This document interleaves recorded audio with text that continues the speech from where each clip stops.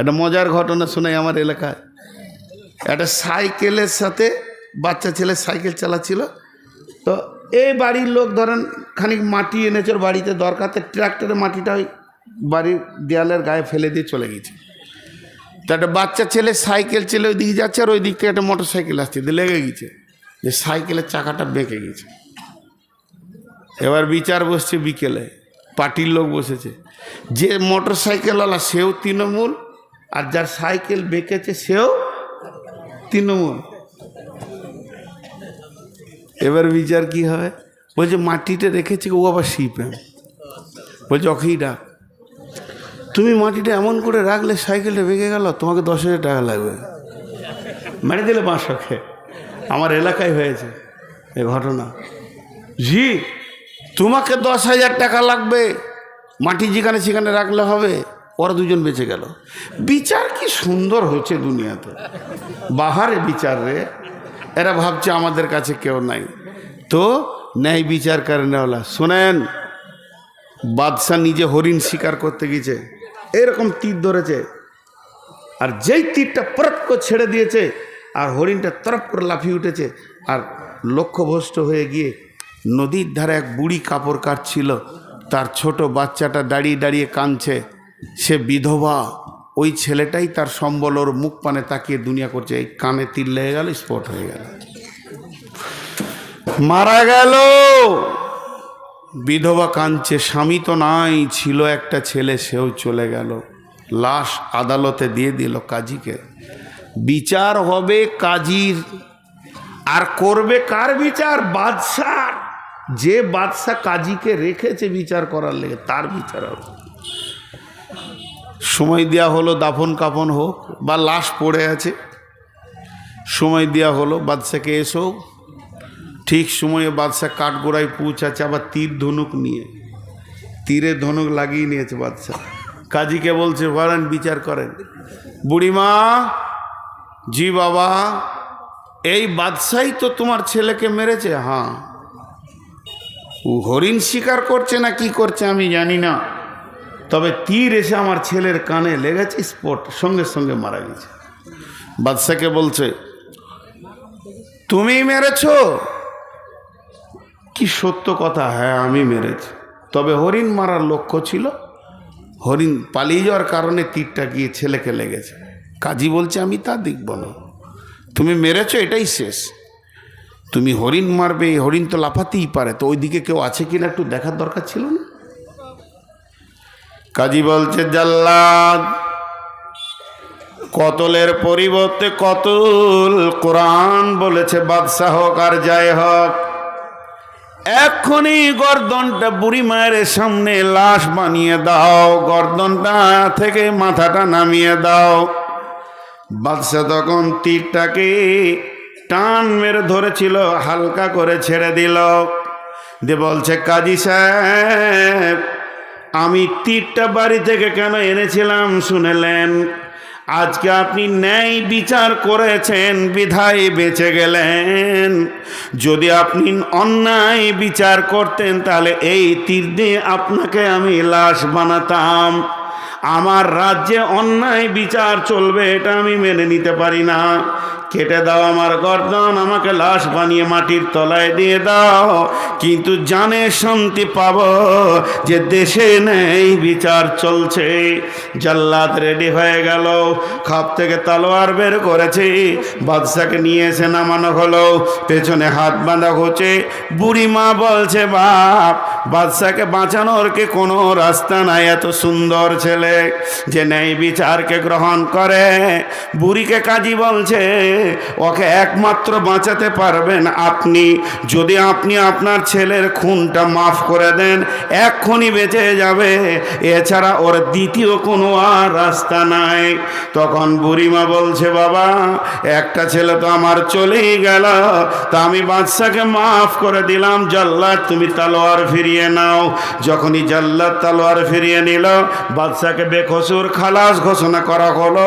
অমনি বাদশা দৌড়ে গিয়ে বুড়িকে কোলে তুলে নিয়ে বলছে, মা তোমার তো একটা সন্তান মারা গেছে, তো আমাকে কি তুমি সন্তান হিসেবে গ্রহণ করে নেবে না? আমার কাছে বাকি জীবনটা কাটিয়ে নাও। আল্লাহর নবী বলছেন, পৃথিবীর বুকে যে ন্যায় বিচার করবে, ন্যায় সাক্ষী দেবে, অন্যায় অনুপরিমাণ জ্ঞান বশত করবে না। নবীজি বলছেন, উম্মত তোমার চিন্তা নাই, সেই কঠিন দিনে তোমাকে পেরেশান হতে হবে না। ওই রকম একটা এসি রুমে তোমার কোটা লেগে গেছে। নাম্বার 2, ওয়ারাজুল ওয়াশাবুন নাশাফি ইবাদাতিল্লাহ, ওই যুবক আর ওই যুবতী যে যৌবনকালে আল্লাহর ইবাদত করেছে, যৌবনকালে বেশি বেশি করে আল্লাহকে ডেকেছে। এখন যুবতীদের যৌবনকালের ইবাদত কি, আর যুবকেরই বা যৌবনকালের ইবাদত কি, এটা বলতে গেলে 1 থেকে 1.5 ঘন্টা লাগবে।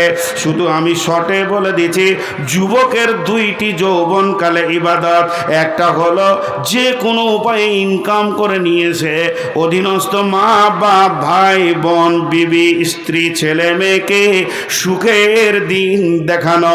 যত কষ্ট হয় যুবক, তুমি তিলে তিলে ইনকাম করে নিয়ে এসে খাওয়াও। আর 2 নম্বর যুবকের ডিউটি হচ্ছে ওয়াল হাফিদুনা লিহুদুদিল্লাহ, আল্লাহর দ্বীনের এবং কোরআনের যদি কেউ অবমাননা করে, রক্তটাকে সেখানে তুমি ঢেলে দাও। বুকের রক্ত ঢেলে দিয়ে এসে বেঈমানের জিভটাকে টেনে বের করে নাও এবং তাকে মওতের দরজায় পৌঁছিয়ে দাও। হয় তুমি মরো, না হয় তাকে মারো, কারণ কোরআনের হিফাজতের দায়িত্ব তোমার। এই হলো যুবকের ডিউটি। আর যুবতীদের ডিউটি কে? ওরে আমার বেটির দল, যুবতীদের একটা ডিউটি, লুচ্চাদের হাত থেকে নিজের বডিটা বাঁচাতে হবে। লুচ্চারা যেন তোমার গায়ে হাত না দেয়, লুচ্চা যেন তোমাকে দেখে হাসে না হাসে, লুচ্চা যেন তোমাকে দেখে শান্তি না পায়। এটা তোমার হলো গুরু ডিউটি। এই যুবক এই যুবতী যখন 2 জন নিজের আমলে থাকবে, আল্লাহর নবী বলছেন, আর চিন্তা করো না রে যুবক যুবতী, তোমার ওই রহমতের ছায়াতে রিজার্ভেশন লেগে গেছে, তোমার নামে সিট হয়ে গেছে। কিয়ামতের মাঠে আর তোমাকে পেরেশানি হতে হবে না।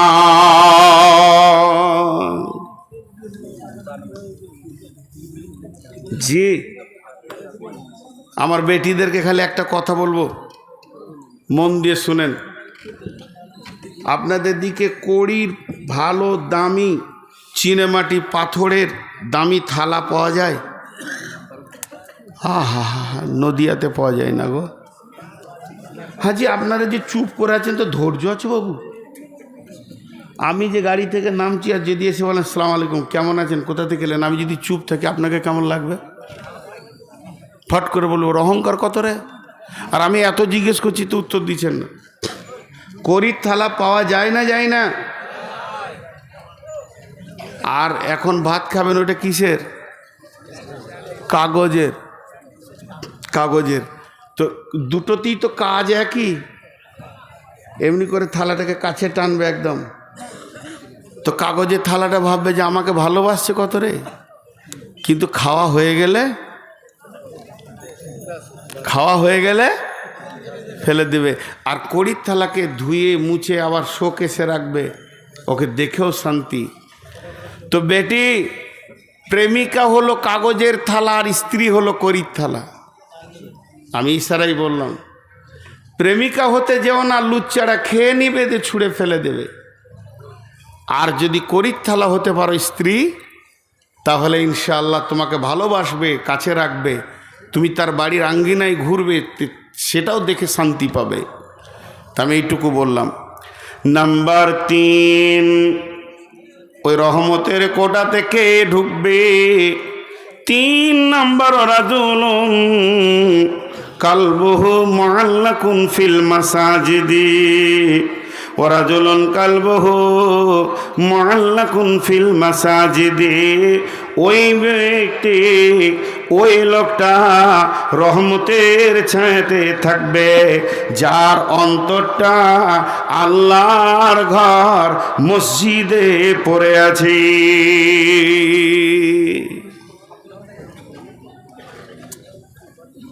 বলো না, আমি যদি 12:15 থেকে কালেকশন করি এটা শেষ হয়ে যাবে। শেষ করে দেন। হ্যাঁ শেষ করে হ্যাঁ হ্যাঁ বলছে হজে যাবে ইনশাআল্লাহ, আপনারা রেডি হন। এরা উঠছে কেনে, এরা উঠছে কেনে, এ যা এরা উঠছে কেনে। ও ভাই কি হলো, পকেট মেরে দিয়েছে? এ আমার কাছে আসেন। আচ্ছা এরা উঠছে কেন বুঝতে পারছি না। না খবরদার, কানুন নামে একটা মেয়ে ওর স্বামীকে যেতে বলছে, মানে খুঁজছে, তো কি বলে দেন? নাউজুবিল্লাহ। এটা কি মানে মাইকে বলার? ও আর স্বামীকে খুঁজছে তো এটা বলে দিতে হবে। হ্যাঁ গো, স্বামীকে গোপনে খুঁজতে হয় গো। ছি ছি ছি ছি ছি। কি নাম? কানুন। আরে বাবরে, দেখেন গো কার বিবির নাম আদালত, নিয়ম কানুন যতগুলো বললাম এর ভিতরে বিবির নামটা ভরা আছে। আদালত, নিয়ম কানুন, যে যান আপনার বিবি আপনাকে খুঁজছে, নিশ্চয়ই কোনো অসুবিধা হয়েছে, বাড়ি যাবে যান।